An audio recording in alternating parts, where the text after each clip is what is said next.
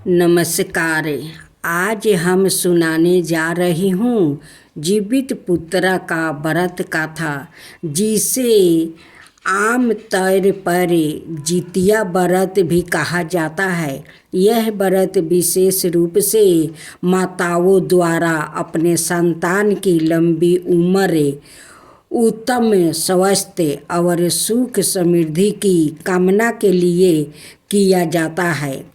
भाद्रपद माह के कृष्ण पक्ष की अष्टमी तिथि को यह व्रत निर्जला रहकर किया जाता है, जिसमें माता जी दिन भर बिना अन्न जल ग्रहण किए संतान के कल्याण के लिए व्रत करती है। इस व्रत का महत्व पुराणों और लोक कथाओं में अत्यंत श्रद्धा और आस्था से वर्णित है। आइए अब हम श्रद्धा और विश्वास के साथ जीवित पुत्र व्रत कथा को सुनते हैं। आज हम जितिया व्रत कथा सुनाने जा रही हूँ। आप सभी श्रद्धा भक्ति से जितिया व्रत कथा को श्रवण करें। पूर्वजों लोग कहते हैं कि अगर घाट पर स्नान करने जाना तो जितिया व्रत कथा सुनना मत भूलना। वो जरूर सुनना ताकि जीवित भगवान प्रसन्न हो। सभी माताओं का संतान का जीवित भगवान रक्षा करे। जितिया व्रत कथा विस्तार से इसे सुने बिना जीवित पुत्र का व्रत रह जाता है अधूरा। जितिया व्रत माताएं अपनी संतान की दीर्घ आयु के लिए रखती है।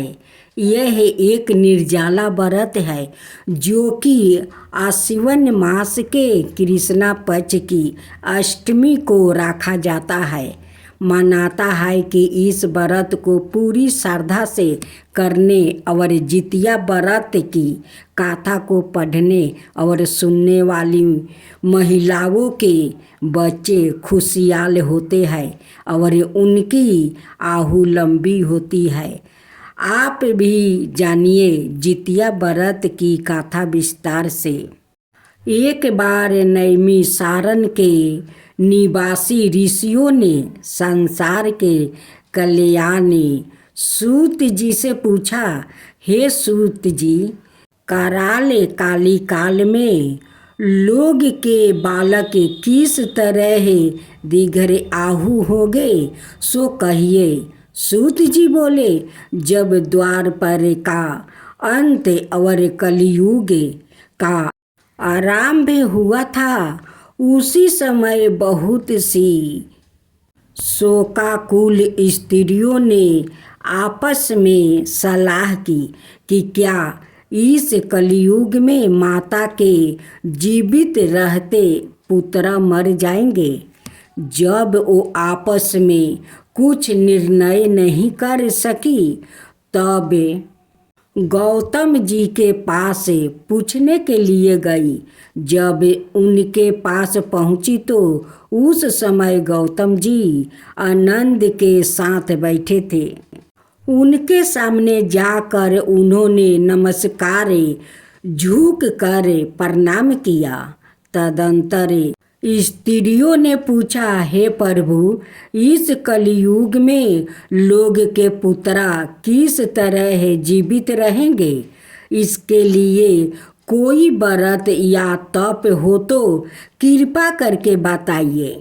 इस तरह उनकी बात सुनकर गौतम जी बोले, आपसे मैं यही बात कहूँगा जो मैंने पहले से सुन रखा है। गौतम जी ने कहा, जब महाभारत युद्ध का अंत हो गया और द्रौपदी पुत्र अश्वत्थामा के द्वारा अपने बेटों को मारा देखकर सब पांडवा बड़े दुखी हुए, तो पुत्रा के शोक से व्याकुल होकर द्रौपदी अपनी सखियों के साथ ब्राह्मण श्रेष्ठ धैर्य के पास गई और उसने धैर्य से कहा, हे वीर परंदे, कौन सा उपाय करने से बच्चे दिगरे आहू हो सकते हैं? कृपा करके ठीक ठीक कहिए।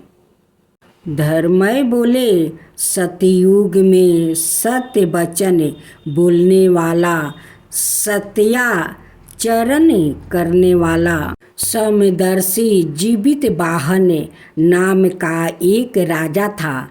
एक बार वो अपनी स्त्री के साथ अपनी ससुराल गया और वो ही रहने लगा।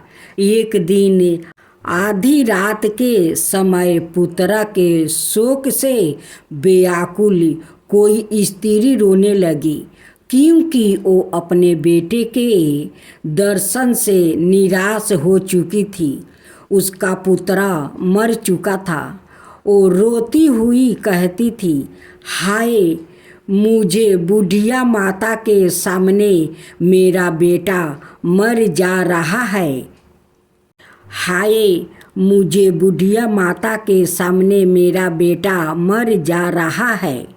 उसकी रोना सुनकर राजा जीवित वाहन का तो मानो हृदय विदीर्ण हो गया। वो तत्काल उस स्त्री के पास गया और उसे पूछा, तुम्हारा बेटा कैसे मारा है?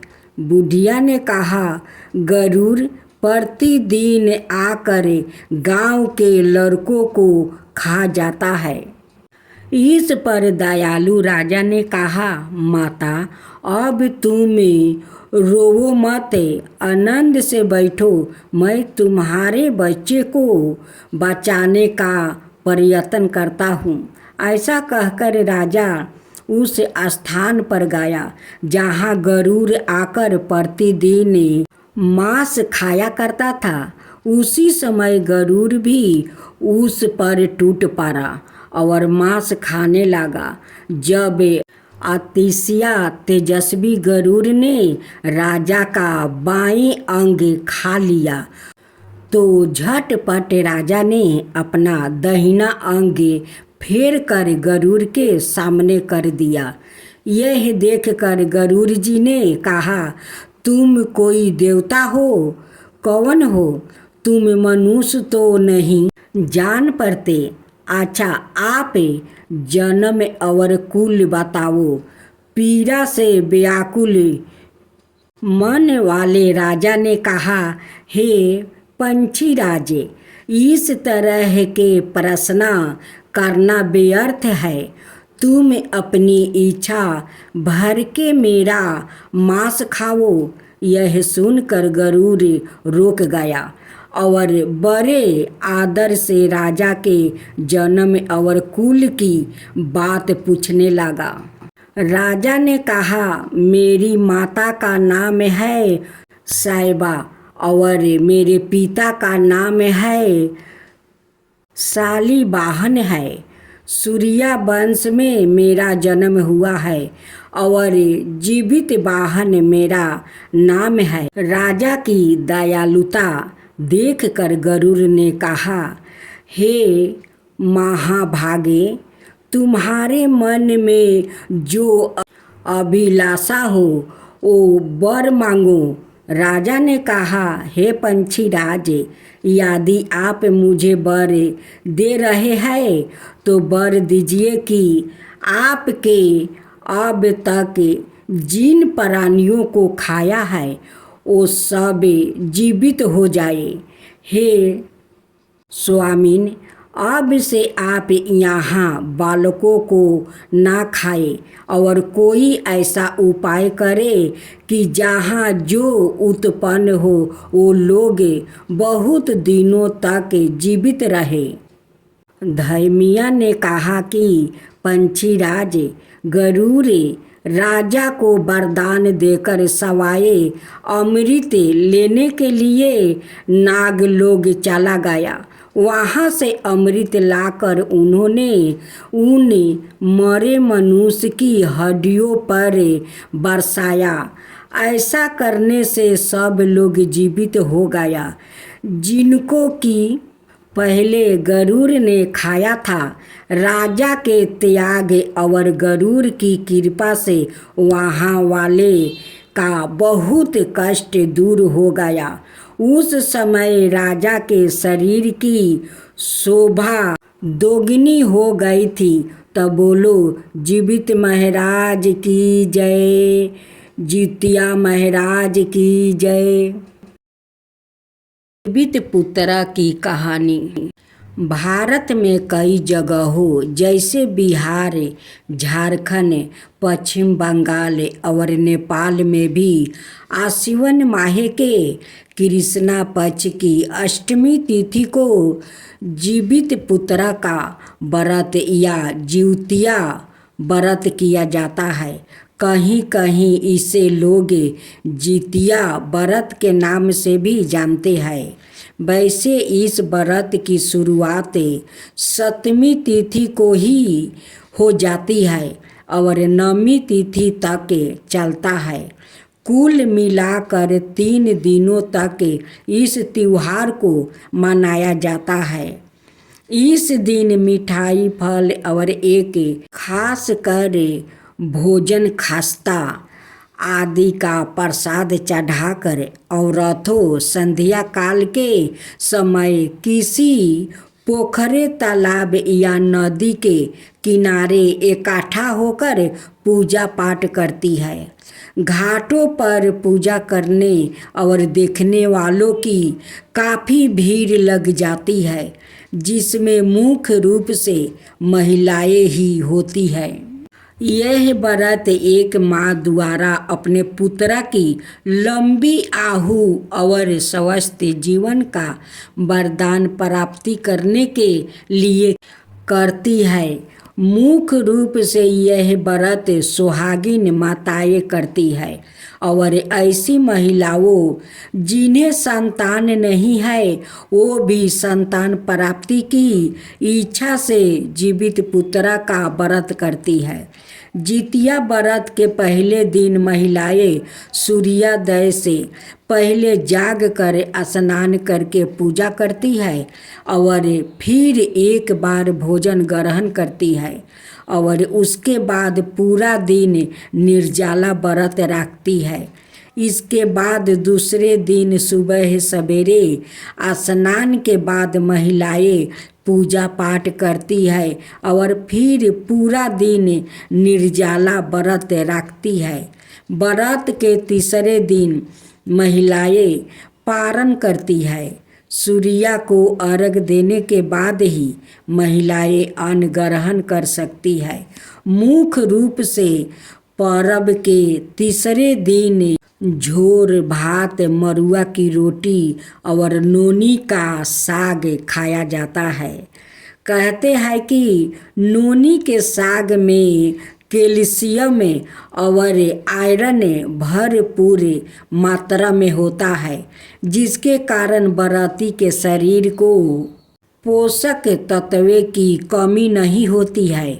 अष्टमी को प्रदोष काल में महिलाएं जीवित वाहन की पूजा करती है। जीवित वाहन की कुशा से निर्मित प्रतिमा को धूप, दीप, अक्षत, पुष्पा, फल, सरसों का तेल और खरी आदि अर्पित करके फिर पूजा की जाती है। इसके बाद ही मिट्टी और गाय के गोबर से सियारनी और चील की प्रतिमा बनाई जाती है। प्रतिमा बन जाने के बाद उसके माथे पर लाल सिंदूर का टीका लगाया जाता है। पूजन समापन होने के बाद जीवित पुत्रा का व्रत की गाथा सुनी जाती है। जिउतिया पूजा क्या है? जीवित पुत्रा का व्रत में माताएं गले में एक माला पहनती है जो पीले और लाल रंग से बना हुआ रेशम का धागा होता है। इस धागे में अपने पुत्रा के नाम से सोने और चांदी के बेलनाकर छले होते हैं, जिसे जितिया या जिउतिया कहा जाता है। यह धातु के छले भगवान ज्योतिया वाहन का प्रतीक होते हैं। यह माला इस व्रत पूजा में 12 ही महत्व रखता है और पीढ़ी दर पीढ़ी विरासत के रूप में ऐसे ही चला आता है। समय समय पर इसका धागा बदल दिया जाता है और धातु से बने देवताओं को गंगा जल से स्नान कराकर धागे में पिरो दिया जाता है। परिवार में जब भी कोई पुत्र होता है तो धागे में एक और धातु के देवता को बढ़ा दिया जाता है। जीवित वाहन की आरती। ओम जय कश्यप नंदन प्रभु जय अदिति नंदन त्रिभुवन तिमिरी निकंदन भक्तन हृदया चंदनी। ओम जय कश्यप महाराज सपति अस्वारथी राजित एक चक्राधारी सुखी हारी सुखिकारी मानस मलिहारी। ओम जय कश्यप महाराज सूर मुनि विभूषरे विनीति विमले विभावशाली अगिदल दलन दिवाकर दिव्या कारण माली। ओम जय कश्यप महाराज सकल सुकुमार परसिविता सविता सुविकारी विषव विलोचन मोचने भावो बंधनी भारी। ओम जय कश्यप महाराज कमल समूह विकास के नाशक तरता सेवत सहज हरत अति मन सिजी संतापी। ओम जय कश्यप महाराज नेत्र व्याधि हर सुरबरे भूपीड़ा हारी विष्टि विलोचन संतते परिहिति बरति धारी। ओम जय कश्यप महाराज